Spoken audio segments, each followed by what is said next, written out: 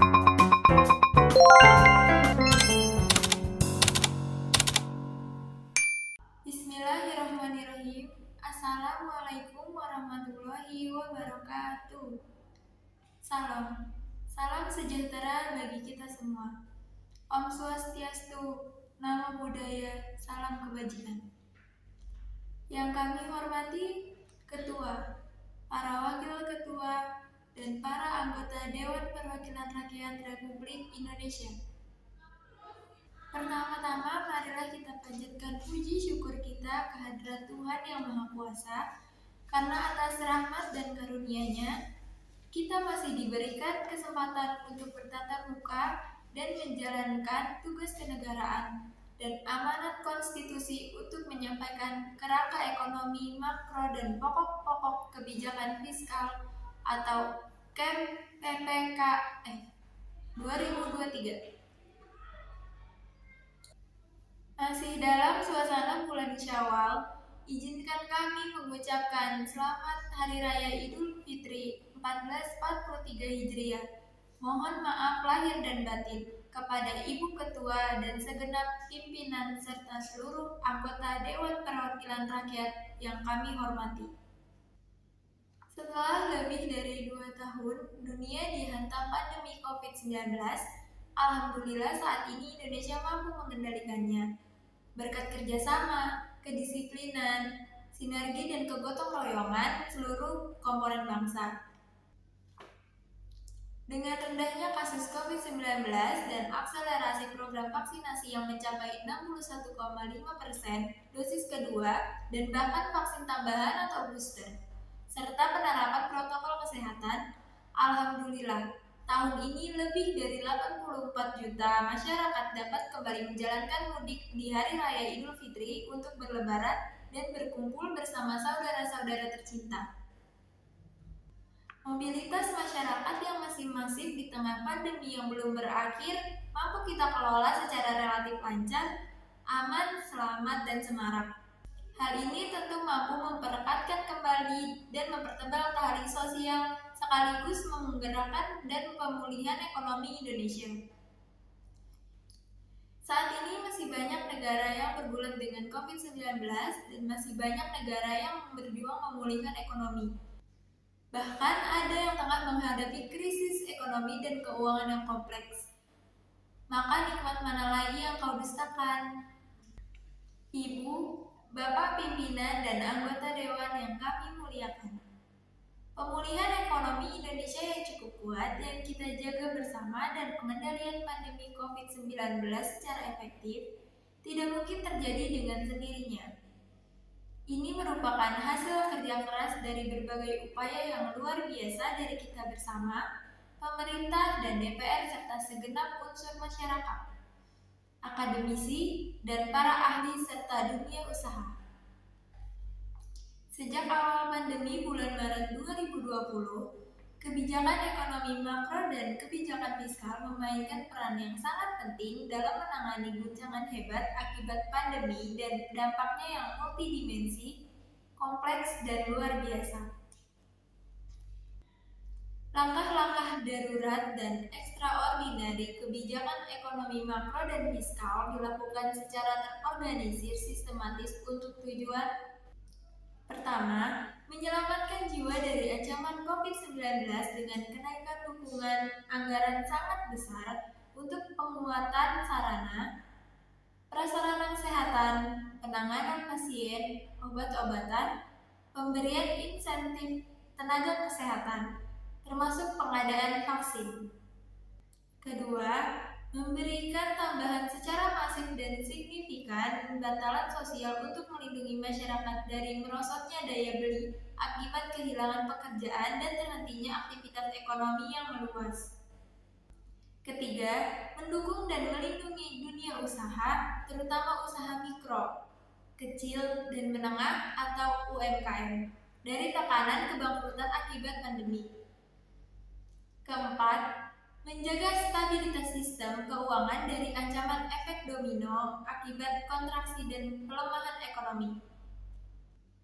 Pemerintah mengeluarkan Perpu Nomor 1 Tahun 2020 yang telah disetujui dan disahkan oleh Ibu Bapak anggota DPR menjadi Undang-Undang Nomor 2 Tahun 2020 yang memberikan landasan hukum yang kuat agar pemerintah dapat lebih fleksibel, responsif, dan antisipatif dalam penanganan pandemi COVID-19 yang sangat diwarnai dengan ketidakpastian.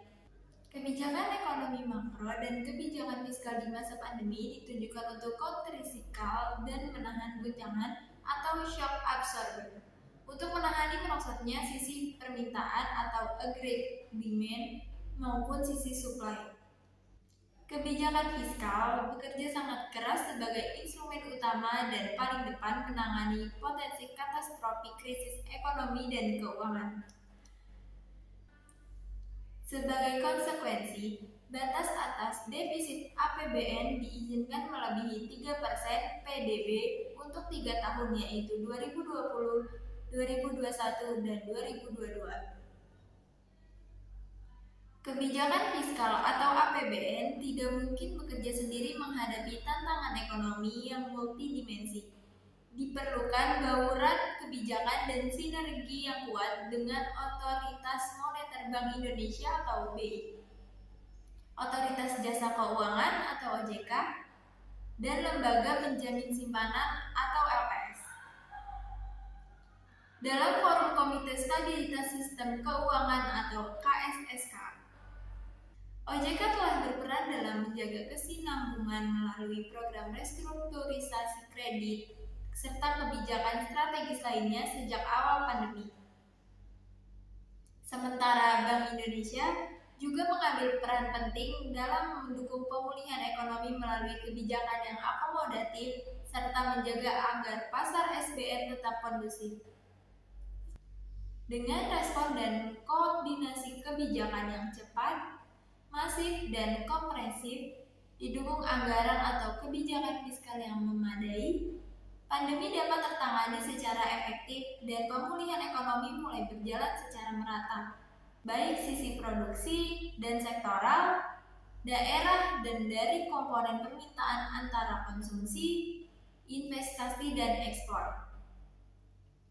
Dengan momentum pemulihan ekonomi tersebut, peranan instrumen fiskal dapat disesuaikan sehingga dapat kembali pulih sehat, terjaga sustainabilitas dan kredibilitas dalam jangka menengah panjang.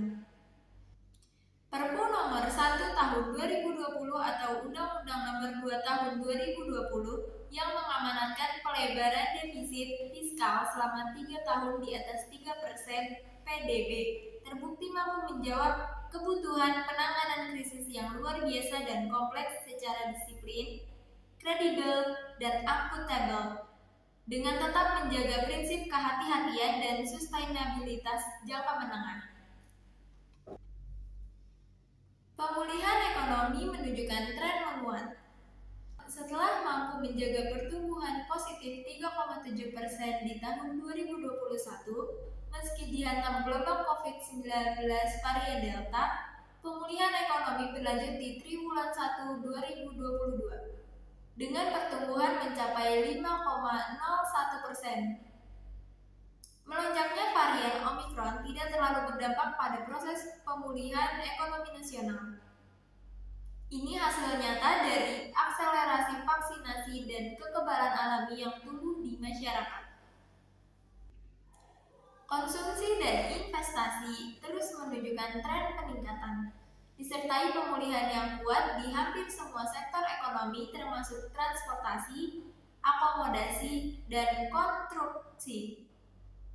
Selain dua sektor utama yaitu manufaktur dan perdagangan. Indikator PMI Manufaktur Indonesia pada April 2022 masih terus ekspansif pada level 51,9. Sementara itu, kenaikan harga komoditas global mampu mendorong peningkatan surplus neraca perdagangan Indonesia. Secara kumulatif pada triwulan 1 2022, neraca perdagangan tercatat surplus 9,3 miliar US dollar. Pada April 2022, surplus neraca perdagangan Indonesia mencapai 7,6 miliar US dollar, rekor tertinggi surplus bulanan dalam sejarah. Neraca transaksi berjalan tahun 2022 diperkirakan akan lebih baik dibandingkan dengan tahun 2021. Peningkatan kualitas pemulihan ekonomi juga terlihat dengan membaiknya kondisi ketenagakerjaan serta tingkat kemiskinan. Tingkat pengangguran terbuka atau TPT turun mendekati level pra-pandemi, menjadi 5,83% pada Februari 2022 dari 6,26% pada Februari 2021. Sementara, angka kemiskinan nasional juga konsisten menurun. Dari sebelumnya 10,1% di tahun 2020, kembali menjadi single digit, 9,7% di tahun 2021. Pimpinan dan para anggota Dewan yang terhormat, proses pemulihan ekonomi nasional yang menguat tentu patut kita syukuri. Namun ini tidak menyebabkan kita cepat berpuas diri. Tantangan dan risiko baru telah muncul dari faktor global baik dari sisi geopolitik, ekonomi, dan keuangan yang sangat kompleks dan dinamis harus segera kita antisipasi dan kelola. Dalam World Economic Outlook April, IMF memproyeksikan keterlambatannya pertumbuhan ekonomi global tahun 2022 pada tingkat 3,6%, turun signifikan 0,8 poin persentase dari proyeksi di Januari 2022. Selain pandemi COVID-19 yang belum sepenuhnya selesai, ada dua tantangan besar lain yang perlu terus kita waspadai dan antisipasi, yaitu lonjakan inflasi global, terutama akibat perang Rusia-Ukraina, dan percepatan pengetatan kebijakan moneter global, khususnya di Amerika Serikat atau AS. Perang Rusia-Ukraina juga telah menyebabkan disrupsi sisi produksi atau supply yang sangat besar, sehingga mendorong kenaikan ekstrim tinggi harga-harga komoditas global. Harga minyak tanah terus-menerus berada pada kisaran 100 US dollar per barel. Sejak awal tahun atau year to date, harga gas alam naik 127,0%, batu bara naik 137,3%, CPO naik 26,1%, gandum naik 56,5%, dan jagung naik 34,3%. Secara indeks harga, pangan dunia telah mengalami kenaikan 145,0% dibanding situasi awal 2020. Tingkat inflasi di Amerika Serikat yang sangat tinggi, yaitu 8,4%, tertinggi dalam 40 tahun terakhir, menjadi ancaman nyata bagi pemulihan ekonomi Amerika Serikat dan bahkan ancaman dunia. Bank Sentral Amerika Serikat, The Fed, akan melakukan percepatan pengetatan moneter. Saat ini, kenaikan suku bunga acuan diperkirakan dapat hingga 7 kali di awal tahun 2022 dan berpotensi diikuti dengan kontraksi balance sheet yang menyebabkan lebih ketatnya kondisi likuiditas global. Sementara itu, sejak awal 2021 sampai dengan Maret 2022, sejumlah negara berkembang G20 seperti Brazil, Meksiko, dan Afrika Selatan telah menaikkan suku bunga acuannya secara sangat signifikan. Spillover efek dari pengetatan kebijakan moneter dan likuiditas global ini harus kita waspadai, khususnya terhadap kenaikan cost of fund untuk pembiayaan, baik APBN maupun sektor korporasi, di tengah fase pemulihan ekonomi yang masih awal dan masih rapuh. Pergeseran risiko, tantangan inflasi, dan pengetatan moneter ini menimbulkan situasi pilihan kebijakan atau policy trade-off yang sangat sulit, yang dihadapi oleh semua negara di dunia. Pilihan kebijakan tersebut adalah apakah segera mengembalikan stabilitas harga atau mengendalikan inflasi yang berarti pengetatan moneter dan fiskal yang akan memberikan dampak negatif terhadap pertumbuhan, atau tetap mendukung akselerasi pemulihan ekonomi setelah terpukul pandemi. Jika tidak terkelola, risiko global ini akan menggiring kepada kondisi stagflasi, yaitu fenomena inflasi tinggi dan terjadinya resesi seperti yang pernah terjadi di Amerika Serikat pada periode awal 1980-an dan 1990-an. Kondisi stagflasi akan memberikan imbas negatif luar biasa ke seluruh dunia, terutama terhadap negara-negara berkembang dan emerging market. Perubahan risiko global ini harus menjadi fokus perhatian dan harus kita kelola secara tepat langkah dan tepat waktu, hati-hati, dan efektif. Pilihan kebijakan menjadi sangat sensitif dan tidak mudah. Namun, dengan berbekal kebersamaan dan keberhasilan kita semua, pemerintah pusat dan daerah, MPR, DPR, DPD, legislatif, yudikatif, institusi lainnya, masyarakat, akademisi, dan dunia usaha. Dalam mengelola pandemi yang begitu sulit, kita berharap dan sekaligus percaya bahwa Indonesia akan mampu menghadapi tantangan baru yang berbeda dan sangat kompleks ini. Dalam mengantisipasi eskalasi risiko global, terutama dalam menghadapi 3 potensi krisis, krisis pangan, krisis energi, dan krisis keuangan, Sekretariat Jenderal Perserikatan Bangsa-Bangsa atau PBB bahkan telah membentuk Global Crisis Response Group atau GCRG yang mengidentifikasi 3 potensi krisis tersebut. Krisis seperti ini sama seperti pandemi COVID-19, tidak mungkin diselesaikan secara individual oleh satu negara manapun, betapapun superpower posisi mereka. Kerjasama global menjadi keharusan. Indonesia terpilih menjadi bagian dari 6 negara-negara champions GCRG tersebut. Dan tentunya, kesempatan ini dapat dimanfaatkan dengan optimal untuk mengusung agenda-agenda kerjasama global yang juga sangat strategis bagi kepentingan perekonomian domestik. Dalam forum G20, eskalasi risiko ekonomi global juga telah menjadi salah satu fokus perhatian. Presidensi Indonesia mendorong adanya solusi nyata secara kolektif untuk mengatasi berbagai potensi krisis tersebut. Pimpinan dan para anggota dewan yang terhormat, kenaikan harga komoditas global telah berdampak pada naiknya harga-harga di dalam negeri, terutama energi dan pangan. Hal ini dapat dilihat pada tekanan inflasi yang mulai meningkat akhir-akhir ini. Meskipun faktor musiman yaitu bulan Ramadan dan perayaan Hari Raya Idul Fitri juga turut memberikan andil terhadap kenaikan harga. Inflasi April 2022 tercatat 3,5% lebih tinggi. 3,5%. Inflasi April 2022 tercatat 3,5%, lebih tinggi dibandingkan Maret 2022. Bila dibandingkan dengan negara-negara G20 seperti AS 8,3%, Inggris 9,0%, Turki 70,0%,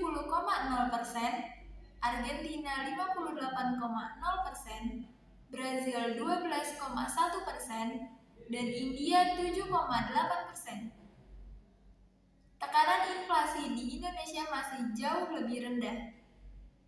Tekanan inflasi di Indonesia tidak setinggi negara-negara tersebut karena kenaikan harga energi global diredam oleh APBN atau shock absorber yang konsekuensinya menyebabkan kebutuhan belanja subsidi energi dan kompensasi meningkat tajam.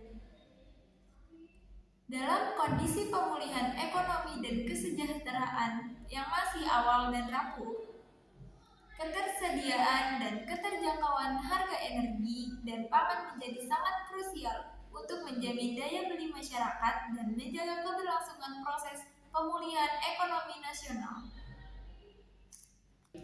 Terkait potensinya ke sektor keuangan, Pemerintah dalam hal ini diwakilkan oleh Kementerian Keuangan bersama dengan anggota KSSK lainnya, BI, OJK, dan LPS, berkomitmen untuk memperkuat koordinasi dan sinergi dalam menjaga stabilitas sistem keuangan. Fungsi intermediasi perbankan mulai meningkat, tercermin pada peningkatan pertumbuhan penyaluran kredit. Sementara itu, tingkat kecukupan modal atau CAR juga tinggi dengan likuiditas yang masih memadai. Cadangan devisa nasional juga masih memadai dan diharapkan dapat memberikan ruang bagi Bank Indonesia untuk menjaga stabilitas harga dan nilai tukar serta momentum pemulihan ekonomi nasional. Ibu, Bapak, para pimpinan, dan anggota dewan yang kami muliakan. Keberlanjutan proses penguatan pemulihan ekonomi nasional perlu terus dijaga untuk memperkuat fondasi ekonomi dan akselerasi tingkat pertumbuhan ekonomi. Selain itu, upaya lebih lanjut untuk mengakselerasi pertumbuhan ekonomi yang lebih inklusif juga sangat penting untuk pencapaian sasaran pembangunan jangka menengah sampai panjang agar Indonesia dapat keluar dari jebakan kelas menengah atau middle income trap. Oleh karena itu, struktur perekonomian nasional dan tingkat produktivitas nasional perlu diperkokoh melalui percepatan transformasi ekonomi. Akselerasi agenda reformasi struktural pasca pandemi COVID-19 mutlak diperlukan melalui peningkatan kualitas sumber daya manusia, pembangunan infrastruktur, dan reformasi birokrasi dan regulasi. Penguatan program pendidikan, kesehatan, serta perlindungan sosial sangat krusial dalam mengatasi isu fundamental perekonomian, termasuk rendahnya tingkat produktivitas nasional. Peningkatan produktivitas juga perlu diakselerasi untuk memperkuat sisi supply. Penguatan hilirisasi manufaktur, adopsi ekonomi digital, dan pengembangan ekonomi hijau diyakini akan menjadi sumber pertumbuhan baru di masa depan. Dorongan kepada keberlanjutan tahap industri manufaktur akan memacu pengembangan produk-produk dalam negeri yang memiliki nilai tambah lebih tinggi dan mampu berkompetisi di pasar global. Sementara, pengembangan ekonomi digital akan meningkatkan efisiensi dan produktivitas ekonomi di tengah kecenderungan perubahan pola hidup ke arah new normal. Selain itu, sejalan dengan tujuan awal mewujudkan net zero emission pada tahun 2060 atau lebih awal, pembangunan ekosistem ekonomi yang ramah lingkungan merupakan wujud komitmen kita bersama dalam mengatasi isu perubahan iklim.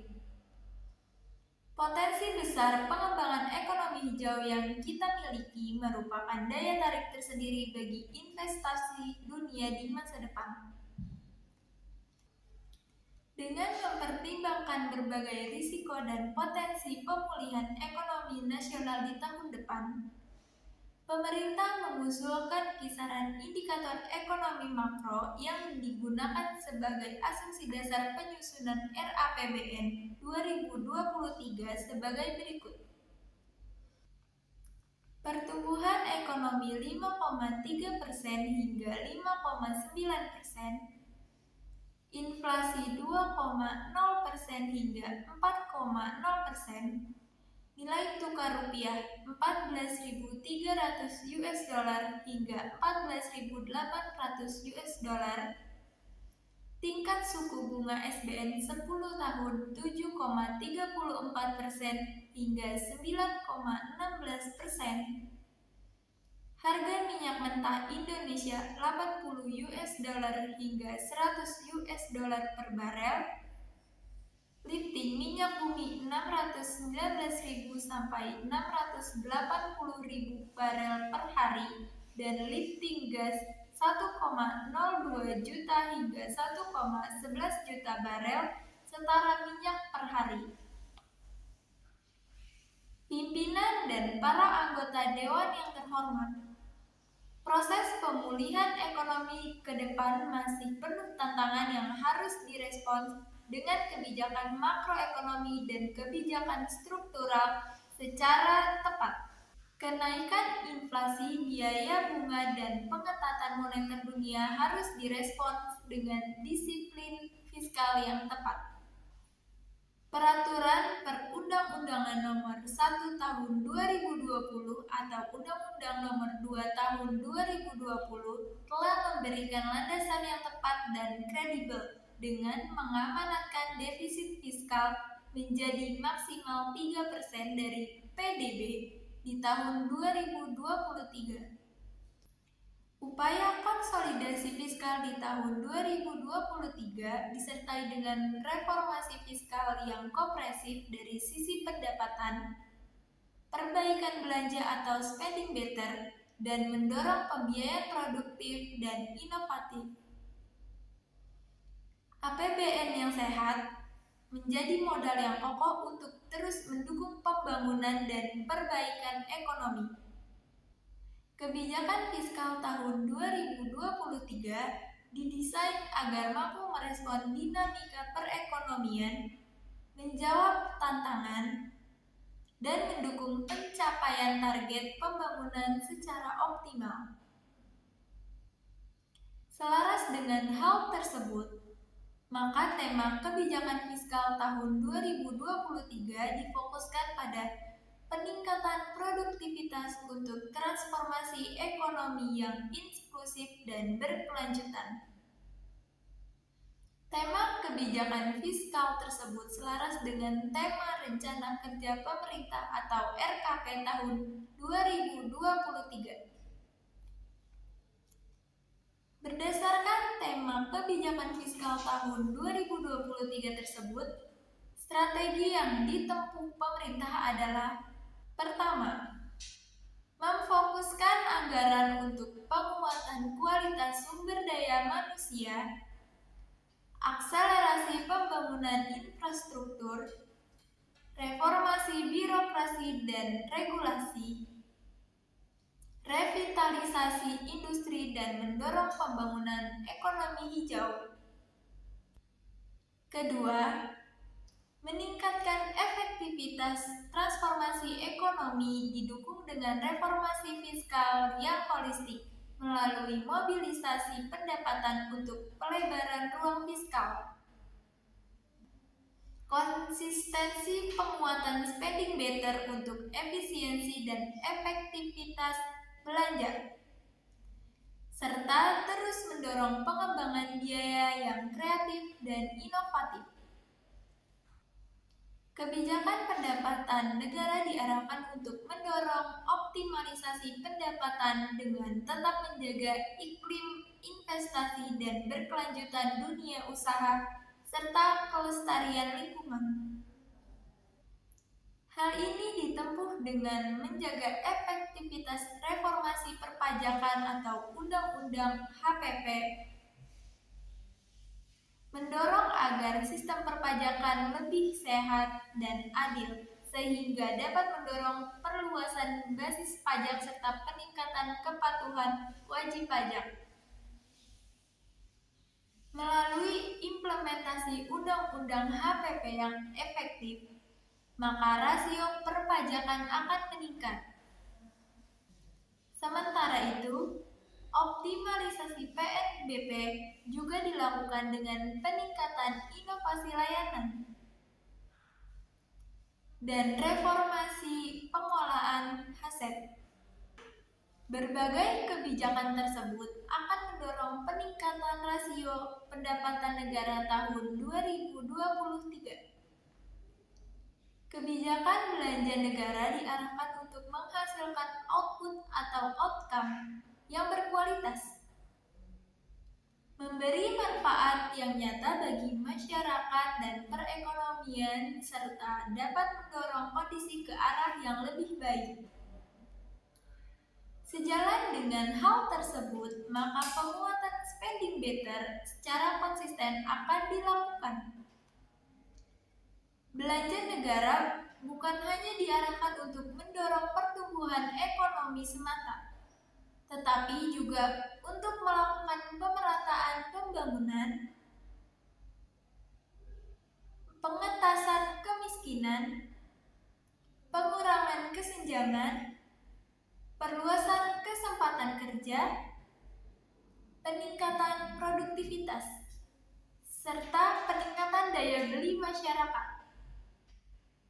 Untuk itu, kebijakan belanja negara akan difokuskan pada peningkatan kualitas sumber daya manusia, percepatan pembangunan infrastruktur, penguatan implementasi reformasi birokrasi, mendukung revitalisasi industri dan pembangunan ekonomi hijau.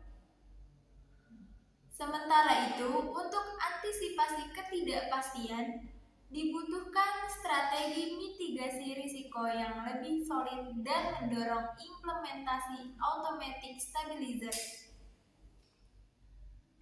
Sejalan dengan tujuan-tujuan tersebut, pemerintah harus mendorong penguatan spending better menjadi komitmen bersama. Hal ini dilaksanakan melalui penghematan belanja barang, penguatan belanja modal, reformasi belanja pegawai, peningkatan efektivitas termasuk ketepatan sasaran belanja bantuan sosial dan subsidi, serta penguatan kualitas transfer ke daerah dan desa. Pimpinan dan para anggota dewan yang terhormat, sebagai konsekuensi atas kebijakan fiskal yang ekspansif dan terukur, maka postur APBN tahun 2023 masih akan defisit. Namun, pengelolaan pembiayaan untuk menutup financing gap tersebut akan dilakukan secara efisien, hati-hati atau prudent, dan berkelanjutan atau sustainable. Defisit dan rasio utang akan tetap dikendalikan dalam batas aman sekaligus mendorong keseimbangan primer yang positif.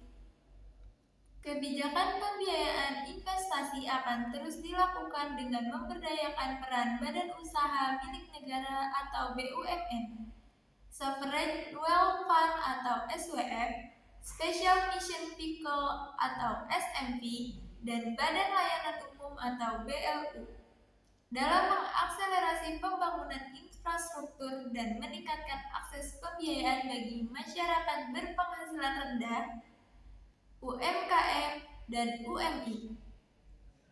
Pemerintah terus mendorong peran swasta dalam pembiayaan pembangunan melalui kerangka kerjasama pemerintah dan badan usaha atau KPBU, termasuk penerbitan instrumen pembiayaan kreatif lainnya. Melalui akselerasi pemulihan ekonomi, reformasi struktural, dan reformasi fiskal, maka diharapkan kebijakan fiskal 2023 tetap efektif mendukung pemulihan ekonomi namun tetap sustainable. Hal tersebut akan terefleksi pada pendapatan negara yang meningkat dalam kisaran 11,19% sampai dengan 11,70% PDB. Belanja negara sampai 13,80% sampai dengan 14,60% PDB, serta keseimbangan primer yang mulai bergerak menuju positif di kisaran minus 0,46% sampai dengan minus 0,65% PDB. Selain itu, Defisit juga diarahkan kembali di bawah 3% antara minus 2,61% sampai dengan minus 2,90% PDB. Dan rasio utang tetap terkendali dalam batas manajeable di kisaran 40,58% sampai dengan 42,42% PDB. Dengan pengelolaan fiskal yang sehat disertai dengan efektivitas stimulus kepada transformasi ekonomi dan perbaikan kesejahteraan rakyat, tingkat pengangguran terbuka tahun 2023 dapat ditekan dalam kisaran 5,3% hingga 6,0%. Angka kemiskinan dalam rentang 7,5% hingga 8,5%. Rasio Gini dalam kisaran 0,375 hingga 0,378 serta indeks pembangunan manusia dalam rentang 73,31 hingga 73,49. Selain itu, nilai tukar petani atau NTP dan nilai tukar nelayan atau NTN juga ditingkatkan untuk mencapai kisaran masing-masing 103 sampai dengan 105 dan 106 sampai dengan 107.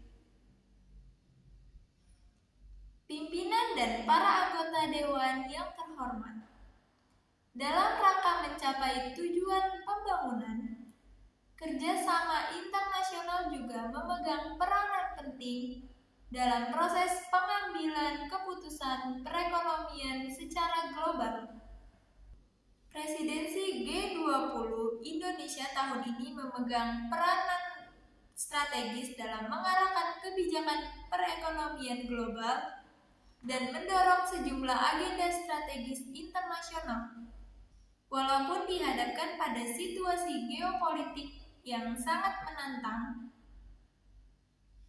konferensi tingkat tinggi G20 yang akan dilaksanakan pada bulan November tahun ini menjadi momentum untuk memimpin pemulihan ekonomi global dan mengangkat kepentingan nasional Indonesia dan negara berkembang dalam forum multilateral. Peranan penting Indonesia di dunia internasional terutama di kawasan menjadi semakin strategis dengan kepemimpinan Indonesia sebagai ASEAN Chairmanship tahun 2023. Untuk memastikan kepemimpinan Indonesia di kawasan yang lebih kuat dan strategis, maka kita harus mendorong pemulihan ekonomi di kawasan serta kebersamaan untuk keluar dari krisis menuju perekonomian di kawasan yang lebih kuat dan tangguh. Pimpinan dan para anggota dewan yang terhormat, demikianlah pengantar dan keterangan pemerintah atas kerangka ekonomi makro dan pokok-pokok kebijakan fiskal tahun 2023 yang telah disusun oleh pemerintah dengan mempertimbangkan dinamika perekonomian, tantangan dan agenda pembangunan.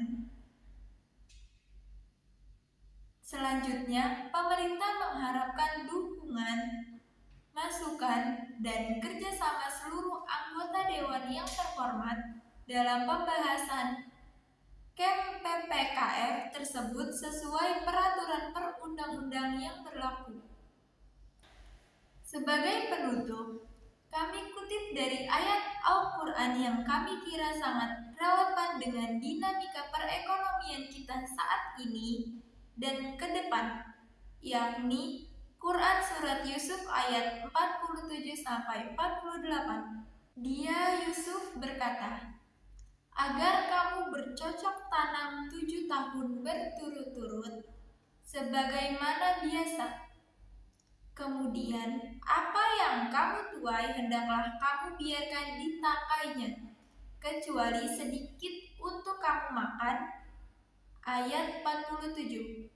Kemudian setelah itu akan datang 7 tahun yang sangat sulit yang menghabiskan apa yang kamu simpan untuk menghadapinya, kecuali sedikit dari apa yang kamu simpan. Ayat 48. Ayat-ayat tersebut memberikan inspirasi kepada kita bahwa suatu keniscayaan jika suatu perekonomian akan menghadapi siklus ekonomi atau business cycle, episode makmur atau boom, dan episode paceklik atau resesi. Oleh karena itu, sangat krusial untuk menyiapkan bantalan kebijakan atau policy buffer untuk menghadapi situasi sulit atau masa resesi. Inilah inti dari konsep counter-cyclical policy yang menginspirasi kita semua pentingnya memperkuat kembali kesehatan APBN melalui konsolidasi agar mampu berperan optimal sebagai instrumen shock absorber pada saat terjadi gejolak di masa mendatang. Semoga Allah Subhanahu wa Ta'ala senantiasa memberikan bimbingan dan perlindungannya untuk dapat melewati masa-masa sulit sekarang ini. Semoga kita diberikan kekuatan untuk dapat melaksanakan tugas dan amanah, melayani seluruh rakyat Indonesia dalam upaya menuju bangsa yang berdaulat, maju, adil, dan makmur. Amin. Wallahul muwaffiq ila aqwamit thoriq. Wassalamualaikum warahmatullahi wabarakatuh. Om Santi Santi Om. Nama budaya Jakarta, 20 Mei 2022. Atas nama Pemerintah Republik Indonesia. Menteri Keuangan. Tertanda Sri Mulyani Indrawati.